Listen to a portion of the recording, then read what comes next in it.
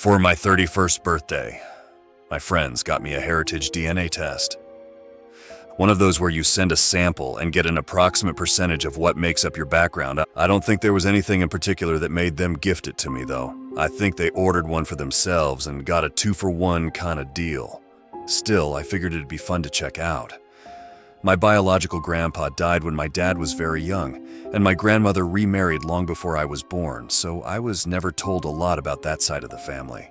I'd always been a bit of a sickly child, so I've been wary about looking too closely at my family and health history, but I figured this couldn't hurt. So I filled out the form, provided the sample, and sent it on its way. Then I just sort of forgot about it. When I finally got the results, it came with a few surprising revelations. While the majority of my heritage was entirely predictable, there was an 11% splash of something called the Northern Scandinavian Blue Hill Tribe. I asked my parents about it. While my mother had no idea what the Blue Hill Tribe was, she was pretty sure it wasn't from her side of the family. My dad was equally confused. Sure, he didn't know much about his biological father, but he knew for a fact that the man was from Oklahoma. His mom, on the other hand, was Minnesotan. Dad got curious and ordered his own test within the hour. As I ended the call and boxed the packaging up, something fell out. A sturdy envelope made of thin navy blue cardboard and sealed with a sunflower emblem. It had a mild chemical smell to it, like a sweet ammonia.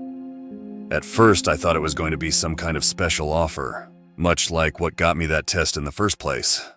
But after turning it over, I could see it was addressed directly to me in handwritten cursive. It read, "Dear Jonathan, congratulations on your recent result.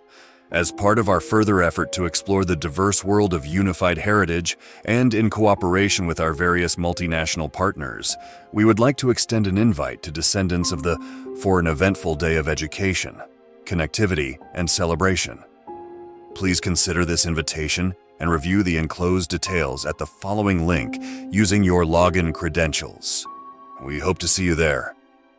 I didn't know exactly what to make of it, but I decided to check it out. And holy hell, it reeked of scam. Here's what it offered. A fully paid 3-day stay at a hotel in Manchester, New Hampshire. Free entry to the company-sponsored Heritage Celebration event, alongside other members of both the Blue Hill Tribe, but also other unique and diverse backgrounds. There were several groups listed, mostly hailing from the Skands, the Carpathians, and the Ural Mountains. And I would have to pay for the trip to get there, though, and they were clear about food, drink, and room service not being included. But all in all, it sounded too good to be true.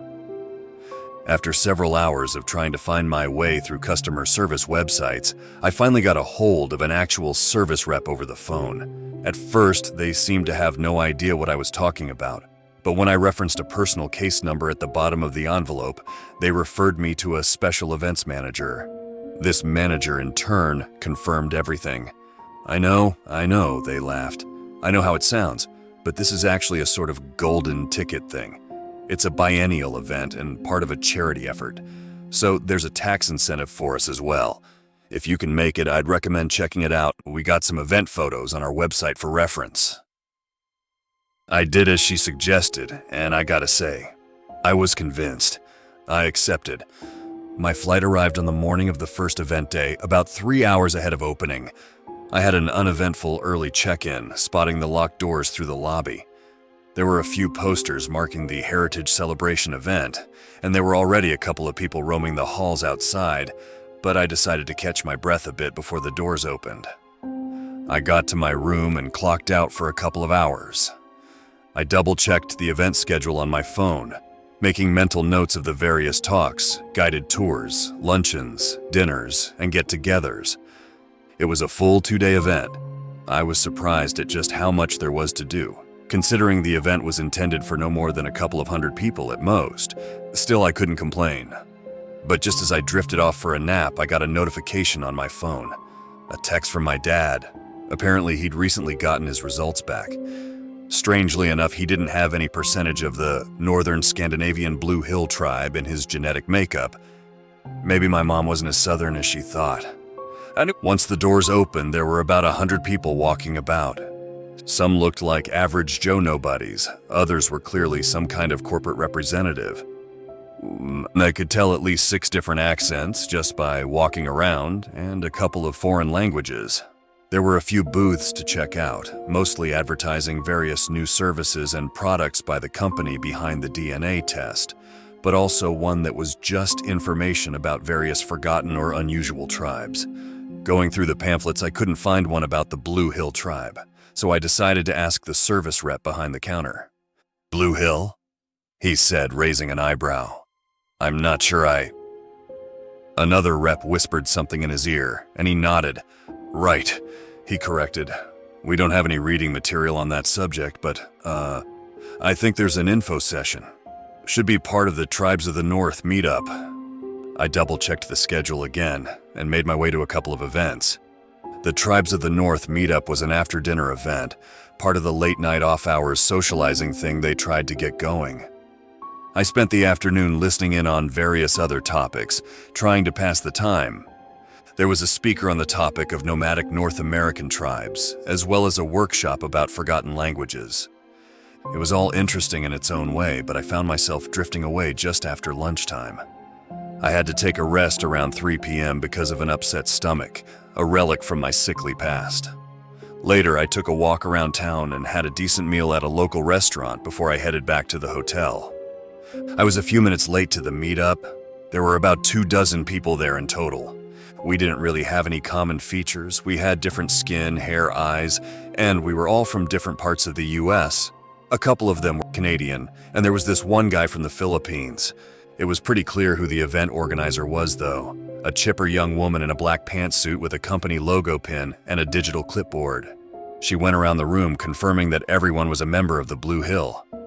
I overheard an older woman mentioning she was categorized as over 30%, while a young man mentioned he only had 5%.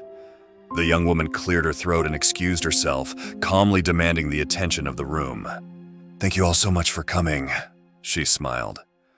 "I'm sure you have 100 questions, and we thought this might be a good time to get to know one another a little better. Please follow me." We were led through a corridor to a smaller open room, a sort of meeting space in the back. They turned down the lights a bit and set out a couple of platters of cheeses, crackers, and some alcohol-free sparkling wine. There were a couple of people there already. I was about to spark up a conversation with a 50-year-old man who looked as confused as me when the chipper young woman took hold of the room again. She directed our attention to a man that I can't for the life of me remember the name of. Weston or Wesley, I think. He in turn welcomed us and encouraged us to indulge in the various snacks scattered throughout the room. Then he introduced us to the topic of the evening, the Blue Hill tribe.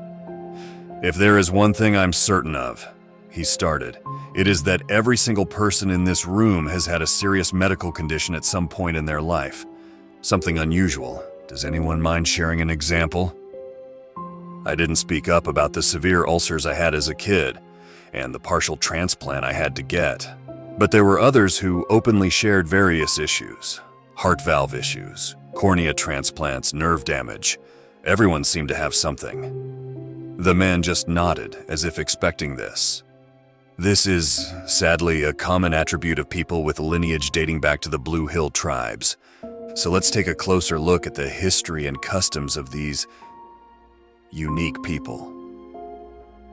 And while we do, please feel free to mark yourself in the attendance sheet. He continued to speak of a group of people native to the northern Scandinavian mountain ranges. There were dates, locations, an approximate number of tribal members, and a few other sparse details.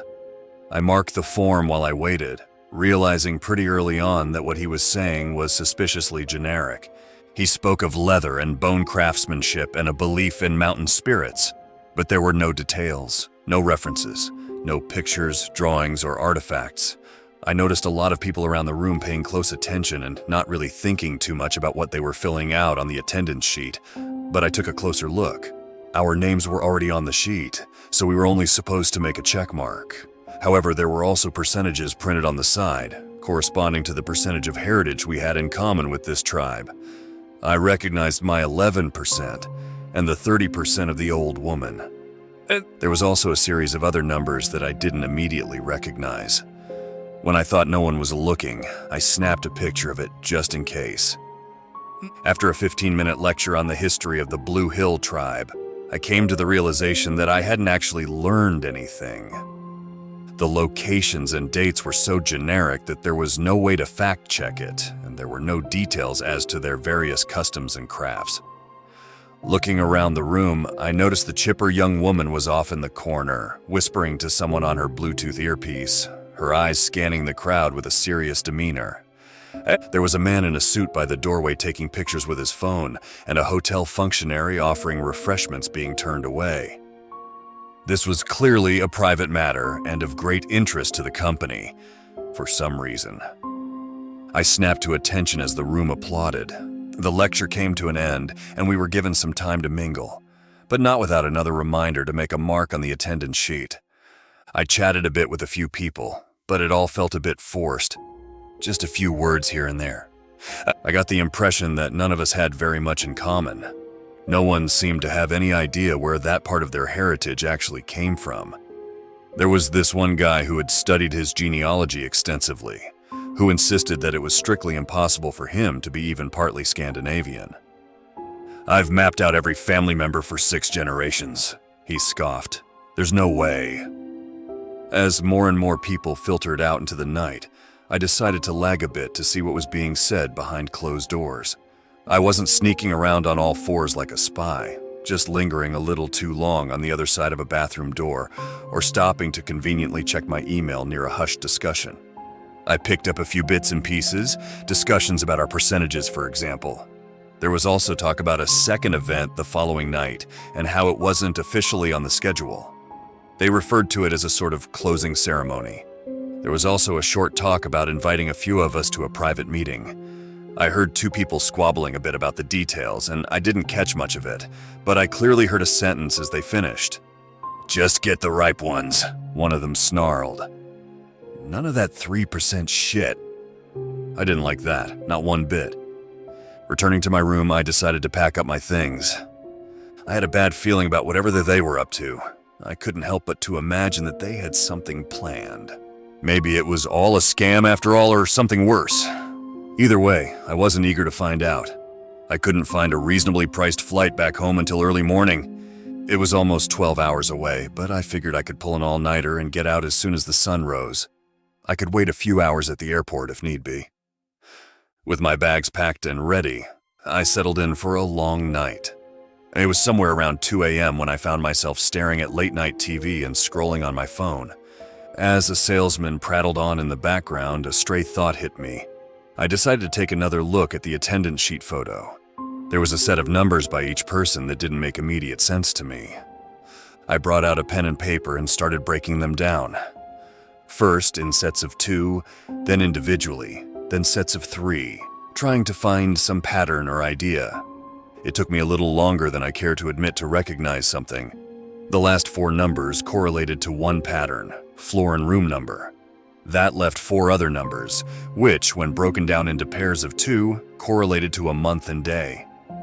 The date itself didn't make much sense though. For me, it was a few days after I'd sent in my first sample. Then it hit me. It was probably the day they received the sample. Taking a closer look at the percentages, I could see that everyone with a 9% heritage or lower were situated on lower floors, while those with 10% and higher all seemed to have the higher. Maybe there was a sort of unspoken threshold happening at 10% and up. Could that be what they referred to when they said to get the ripe ones? As I scrolled through various images from previously hosted charity events, I got a notification. My phone warned me that my camera app had unexpectedly closed. Strange, seeing as how it wasn't open to begin with. A bad feeling settled in my stomach. I was on the hotel Wi-Fi. Could they be monitoring our activities? I considered the option that I was just being tired and paranoid. That might very well be the case. But on the other hand, I'd heard what I'd heard. It was stressing me out, further upsetting my already sensitive stomach. I could feel a tinge of pain and decided to go get some ice. Might sound like a stupid home remedy thing, but sucking on an ice cube has always helped me calm down. I followed the corridor, got myself some ice in a bucket, and returned to my room. As I was about to round the corner, I recognized a familiar sound. My hotel room door being closed and locked from the outside. Peeking around the corner, I noticed two people dressed in black disappearing down the hall, mumbling quietly to one another. Returning to my room, I couldn't help but to second-guess myself. Had the bathroom door always been open? Was the same channel on the TV playing? Had someone moved my bags? It was hard to tell. That's how I spent the night, wondering. My heart sometimes skipped a beat as I thought I noticed something new, but ultimately I couldn't find anything immediately threatening. I pulled out my phone battery just in case and kept it in my other pocket. No one would be tracking me anytime soon. I messed up my bed to make it look like I had slept in it, even though I spent most of my time in the bathroom, ready to lock the door and call the police. I nodded off a few times, but eventually the sun broke the horizon, a few rays of sunshine slipping in through the frosted bathroom window. I got my bags and left. One nervous elevator ride later, I slapped down the hotel key on the reception and headed for the exit without elaborating. I accidentally made eye contact with a hotel security guard by the exit who gave me a curious side eye. "Sir," he asked. I stopped briefly and excused myself. He held up a hand. "Sir, may I speak with you?" he repeated. "I have an appointment," I smiled. "Sorry." "It won't take long," he smiled. "Right this way." Looking at the silver-colored revolving door that could get me out of there, I considered my options. I could make a break for it, or I could just see what this was about. I decided to just talk to the man, banking hard on it not being anything serious. In hindsight, I should have gone for the goddamn door.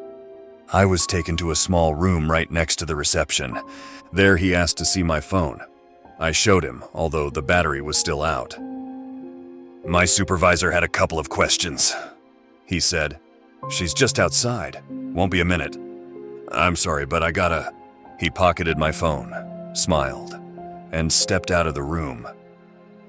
But it wasn't an ordinary service personnel kind of smile. It was almost apologetic, like he knew he'd landed me in some kind of trouble. And through the door came the chipper young woman from the previous night. She wasn't as chipper this time. She didn't sit down, instead opting to stand on the opposite side of the room with her arms crossed. For a solid minute, she just stood there, considering what to say. Finally, she let out a sigh and took a step forward. I felt like a scorned schoolboy being dragged to the principal's office. "Are you leaving early?" she asked. "Would be a shame to miss the get-together tonight." "I'm thankful to have been a part of this," I said, "but I really ought to get going." "Oh?" She feigned surprise. "Family emergency?" "That's private," I said. I could still hear hotel personnel outside and figured she didn't want to make a scene. I leaned back in my chair, confident and quiet. She didn't take that too well. "I think it'd be for the best if you stayed a little longer," she continued. "I don't think I will. I don't think there's much to debate. I'm sorry, but you have no..." She slammed her fist on the table and stared me down, unblinking and furious. There was a slight tremble in her movement. There was no way those outside didn't hear us, and yet no one moved a muscle. Perhaps she was in more control than I'd anticipated. "I think you're gonna stick around for a while," she snarled. "Or we're gonna have a problem. You wanna have a problem with me?" "No," I said, shaking my head. I don't..." "Then you're gonna shut the fuck up and play along." I was dumbstruck. There was no ambiguity here. She was outright threatening me. I could barely understand why. Maybe she'd seen something on my phone while I was connected to the hotel Wi-Fi, or maybe they'd noticed me spying. Perhaps they saw me pondering the attendance sheet, I don't know. Either way, they weren't taking any chances. I didn't see that hotel security guard again. Instead, they put me in a room with a very quiet man in a suit. He didn't answer any questions, and he wasn't much for small talk. All he did was stand outside the room, checking in on me as soon as I made a noise. I spent all day in that room. This small, 10 by 14 feet room, with little more than a couch, a coffee table, and the most generic-looking hotel painting I'd ever seen. Still, as calming as that room was, I was freaking the fuck out.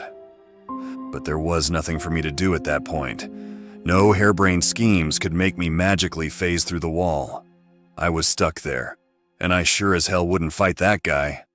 Didn't take a detective to spot that he was armed. The stress made my stomach act up. I was allowed to use the bathroom, but they kept the stall door open. Then it was straight back the room. I tried frantically to come up with some kind of plan, or figuring out some specific turn of the corridor where he wouldn't have a clear shot, but it was useless. There were long, wide-open spaces and no harsh corners. But that was my mindset. I was still under the impression that there was something I could do, but in reality, I couldn't.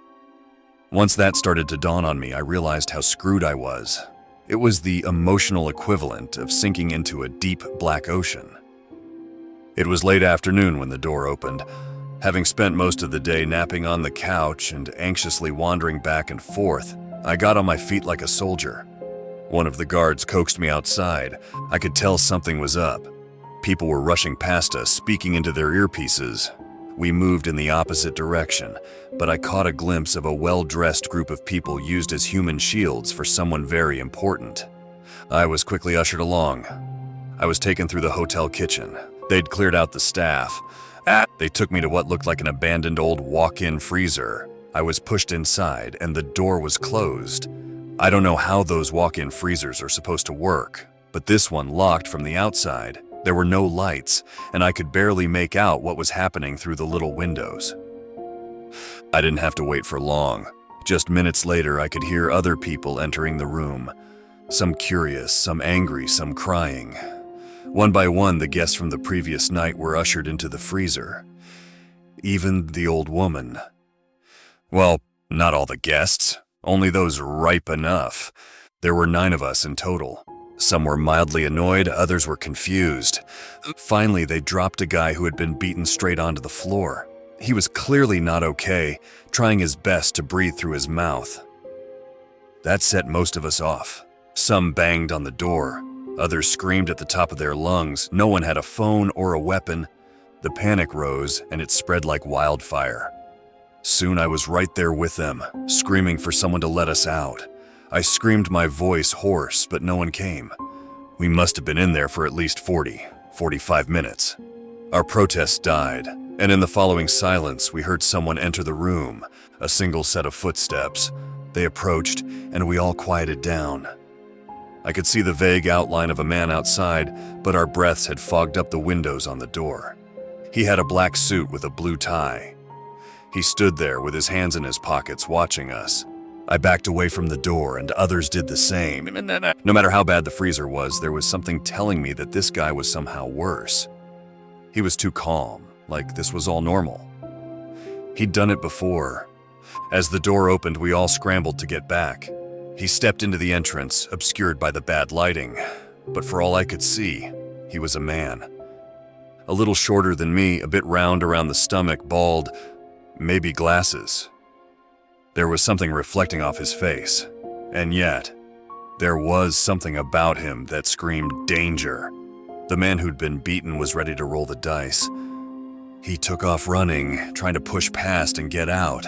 There was a kitchen exit not too far away, so if he could just make it past this guy, then maybe he'd be in the clear. But no, he didn't get far. The strange man didn't tackle him or attack or scream. In fact, he didn't seem to react at all. But the runner, well, he stopped a few steps short of leaving the freezer.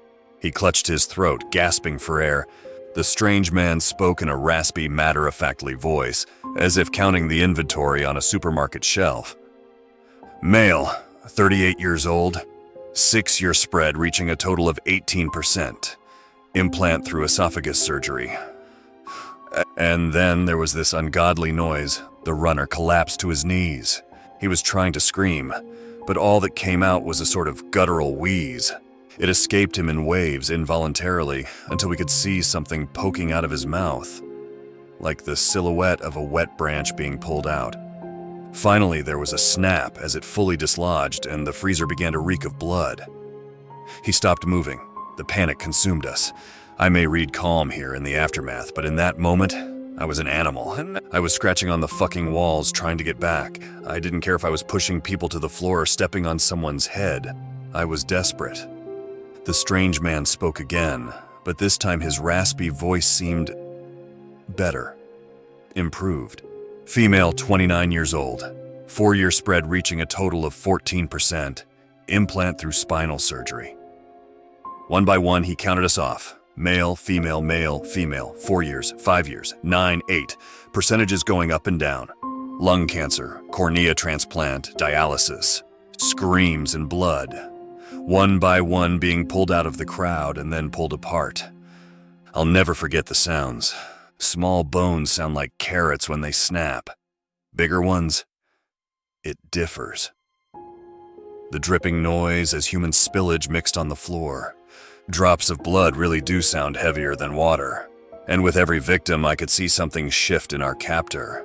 Straighter back, deeper breaths, like he was absorbing it all into himself, taking something back and harvesting. The 6th person on the chopping block was me. He read it all out loud. Male, he began. 31 years old, 24-year spread reaching a total of 11%. Implant through ulcer treatment. My stomach rumbled. Moved. Twitched as if coming alive.